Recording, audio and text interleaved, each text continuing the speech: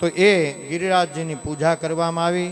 પછી અન્નકૂટ અથવા તો 56 ભોગ એ અર્પણ કરવામાં આવ્યા અને પછી અભિષેક કરે છે.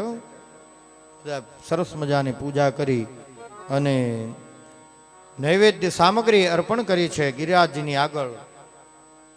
આ બાજુ આ સમાચાર ઇન્દ્રને મળ્યા અને ઇન્દ્રને મળ્યા એટલે ઇન્દ્રને ક્રોધ આવ્યો કે આ ગોવાળીઓ બધા જ વ્રજવાસીને ભોળવી પોતાની વાત મનાવી અને મારો યજ્ઞ છોડાવી અને ગિરિરાજજીની પૂજા તરફ લઈ ગયો છે, ગિરિરાજજીની પૂજા કરવા માટે. ઇન્દ્રને ક્રોધ આવ્યો. એણે પોતાના સાવર્તક નામના મેઘોને આજ્ઞા કરી જાઓ અને વ્રજ ઉપર તૂટી પડો.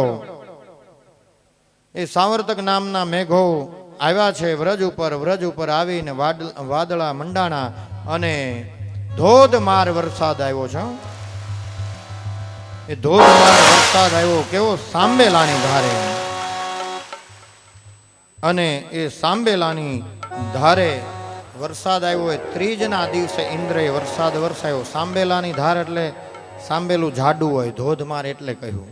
હા, એટલે સાંબેલાની ધારે વરસાદ પડ્યો અને એવો વરસાદ પડ્યો કે આખું પૂર આવ્યું વ્રજમાં.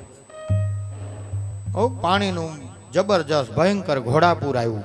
અને ઘોડાપૂર આવ્યું એટલે વ્રજવાસીઓને થયું કે હવે ઇન્દ્ર કોપાયમાન થયા છે, હવે કોણ બચાવે?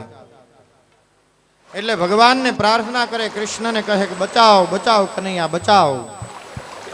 આ પાણી આવ્યું તો પાણીનો પ્રવાહ નીચેથી આવ્યો, એટલે એમાંથી કેમ બચવું? બધા ગોવાળીઓ બૂમો પાડવા લાગ્યા, બચાવ કનૈયા બચાવ કનૈયા બચાવ બચાવ. વ્રજવાસીઓ બધા ભયભીત થઈને બૂમો પાડવા લાગ્યા.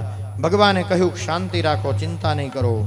ભગવાને ગિરિરાજજીની નીચે પોતાની જમણા હાથની ટચલી આંગળી ટચ કરી અને ગિરિરાજજીને પ્રાર્થના કરીને ગિરિરાજજીને આમ એક નાનું એવું બાળક જેમ છત્રીને ઉચકે એમ ભગવાને ગિરિરાજજીને પોતાની ટચલી આંગળીએ ધારણ કરી લીધા.